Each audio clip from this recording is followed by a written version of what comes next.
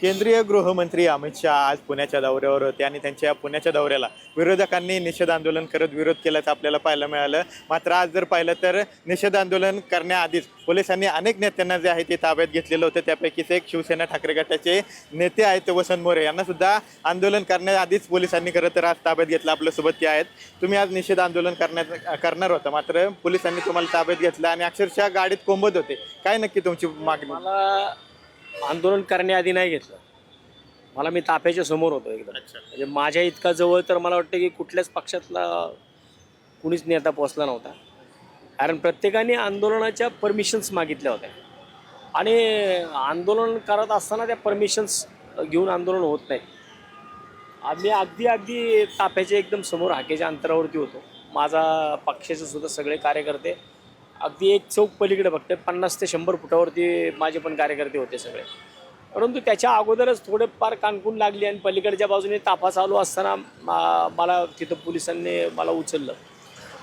परंतु ज्या पद्धतीने ही धरपकड चालू आहे याच्यामध्ये विरोधी पक्षाचं आणि जनतेचं भय सत्ताधाऱ्यांच्या मनामध्ये बसलेलं आहे. आपण सगळ्यांनी पाहिलं की जंतर मंतरवरती जे आंदोलन झालं ते जंतर मंतरवरचं आंदोलन ज्या पद्धतीने भारतीय जनता पार्टीने आणि केंद्र सरकारने चिरडून टाकलं, असं चिरडून टाकलं म्हणायला वाव आहे. कारण ज्या पद्धतीने विद्यार्थ्यांना मारहाण झाली, अगदी काठ्यांना खिळे लावून मारहाण झाली, पॅलेट गन वापरल्या गेल्या, अश्रुधुराची नळकांडी फोडण्यात आली आणि मला वाटतं की ज्या पद्धतीने हे सगळं झालं शेवटी हातात काहीच लागलं नाही त्यांच्या. आणि ज्या आज अमित शहा साहेबांना आज पुण्यामध्ये एका पुरस्कार देण्यासाठी त्यांना अजित डोभाल साहेबांना पुरस्कार देण्यासाठी बोलवलं होतं. मला वाटतं खरं तर ज्या संस्थेने त्यांना पुरस्कार देण्यासाठी बोलवणार त्या संस्थेचा पण निषेध आम्ही करतो की मागच्या आठवड्यामध्ये ज्या पद्धतीने हे आंदोलन चिरडण्यात आलं, विद्यार्थी त्यांचा फक्त हक्क मागत होते, दुसरं काय मागत नव्हते.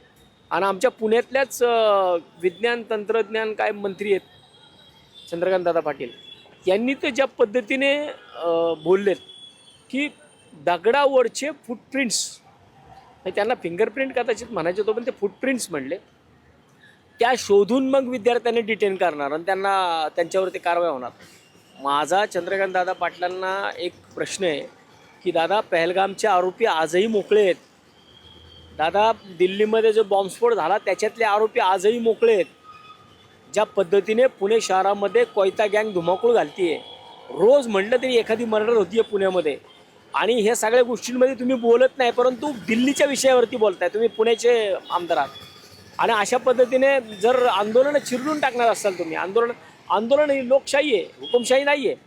त्यामुळे आंदोलन हे आम्ही करणार, आंदोलनं होत राहणार भविष्यात सुद्धा. आणि जर अशा पद्धतीने जर भारतीय जनता पार्टी त्यांची ताकद दाखवून आंदोलनं जर चिरडणार असेल, मला वाटतं की मला अवघा 2-5 मिनिटाचा उशीर झाला, नाहीतर शिवसेनेचं आंदोलन काय असतं ना ते त्या ठिकाणी कळालं असतं. कशा पद्धतीचं आंदोलन करणार? आंदोलन आम्ही त्यांचा जाहीर निषेधच करणार होतो की ज्या पद्धतीने आम्हाला त्यांचा निषेध करायचा होता की आम्हाला काळे झेंडे त्यांना दाखवायचे होते, मी दाखवले. प्रत्येकाकडं आमच्या त्या ठिकाणी सगळे आम्ही तयारीमध्ये होतो आणि मला वाटतं की आम्ही अगदी जवळपास पोचलो होतो. परंतु ज्या पद्धतीने आम्ही रस्त्यामधनं जात असताना नागरिक, एवढ्या मोठ्या संख्येने नागरिक पोलिसांना शिव्या घालत होते. कारण गेले 2 तास आज संपूर्णपणे साहित्य सम्राट अण्णाभाऊ साठे यांची जयंती आहे आणि या जयंतीच्या निमित्त अचानकपणे त्यांच्या अमित शहांच्या कार्यक्रमामध्ये बदल करण्यात आला. त्यामुळे संपूर्ण शहरावरती लोड आलेला आहे. आत्तासुद्धा ज्या ठिकाणी मित्रमंडळ चौक असेल किंवा इकडं सारसबागेचा जाण्याकडे रस्ता, तुमच्या दांडेकर पुलावरून येणारा रस्ता, स्वारगेटवरून पुलावरनं खाली येणारा रस्ता, अक्षरशः मित्रमंडळ चौकामध्ये नागरिकांनी हॉर्न वाजवून निषेध केला. ज्या टायमाला तापा चालला होता ना तर कंटिन्यू लोक हॉर्न वाजवत होते गाड्यांचा. म्हणजे जो नाहक त्रास तुम्ही जनतेला देत आहे ना तो आता बंद केला पाहिजे त्यांनी. आणि जनता आता जागृत झालेल्या लोकांना सगळं कळतंय की तुम्ही जे काही दिखाव्याची कामं करताय ना ही तुमची आता सगळी उघड पडत चाललेली आहे. आज उद्धव साहेब बोलताना असं म्हणले की मोदी आणि अमित शहा स्वतःच्या सरकारच्या असंतोषाचे जनक आहेत. असं वाटतं का तुम्हाला? 100% त्यांनी जे पेरले ना ते उगवलंय. जे आज मला वाटतं की मोदी साहेबांचा आजचं तुम्ही जर लाईव्ह पाहिला तर लिटरली ज्या पद्धतीने मागच्या लाईव्हमध्ये ते ट्रोल झाले की तुम्हाला फेसबुक तुम्हाला लाईव्ह करताना तुम्हाला अँगल धरता येत नाही काय नाही, आता त्यांनी तो राईट अँगल करून फेसबुक लाईव्ह केला होता. तुम्ही त्याच्यामध्ये अक्षरशः मला आज खरंच वाईट वाटलं की माझ्या देशाचे पंतप्रधान असं म्हटले की मुझे गाली दी, मेरी माँ को गाली दी. ह्या बाबतीमध्ये जी प्रतिक्रिया आली ना, त्या प्रतिक्रियेच्या बाबतीमध्ये तुम्ही स्वतःचं आत्मपरीक्षण करणं गरजेचं आहे. ना की तिथं विद्यार्थ्यांना तुम्ही आपने गाली दी, मेरे माँ को गाली दी, मुझे गाली दी, बहुत इनका यूज हो रहा है, असं हे नाही बोललं पाहिजे त्यांनी. या गोष्टी बोलून आणि भारतीय जनता पार्टीचे अंधभक्त याला म्हणतात की आम्हाला एवढ्या मिलियन्स लोकांनी पाहिलं. ती मिलियन्समध्ये पाहणारी लोकही तुम्हाला ट्रोल करतात आहे. ह्या पण गोष्टींकडे तुम्ही पाहिलं पाहिजे. पण त्याकडनं पाहता तुम्हाला आनंद वाटतो की आम्हाला एवढे मिलियन्स व्ह्यू आले, तेवढे मिलियन्स व्ह्यू आले. कुठल्या दिशेला घेऊन चालले देशाला तेच कळत नाही आहे. आज ज्या पद्धतीने आंदोलनाआधीच कार्यकर्त्यांना काही ताब्यात घेण्यात आलं, पोलिसांचा वापर करून आवाज दाबला जातो. जब भाजपा डरती है ना तो पुलिस का यूज करती है.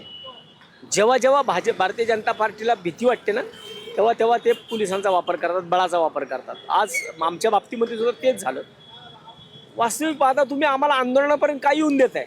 आम्हाला का आंदोलन करायला होतं? तुम्हाला या गोष्टी कळत नाहीत का? आणि एवढं मोठं जेन्झीचं आंदोलन झालं जंतर मंतरवरती, ते तुमच्या काही नजरेत भरलं नाही का? तुम्ही जर अशा पद्धतीने आंदोलनं दाबणार असताना तर एक दिवस संपूर्ण देशातला नागरिक भारतीय जनता पार्टीच्या विरोधामध्ये रस्त्यावरती उतरल्याशिवाय राहणार नाही.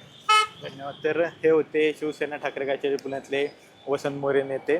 त्यांनी आपली अमित शहांच्या दौऱ्यानंतर आपली प्रतिक्रिया जी आहे ती दिलेली पाहायला मिळते. कॅमेरा पर्सन अभिजित पेसेसह विनय जगताप, TV9 मराठी, पुणे.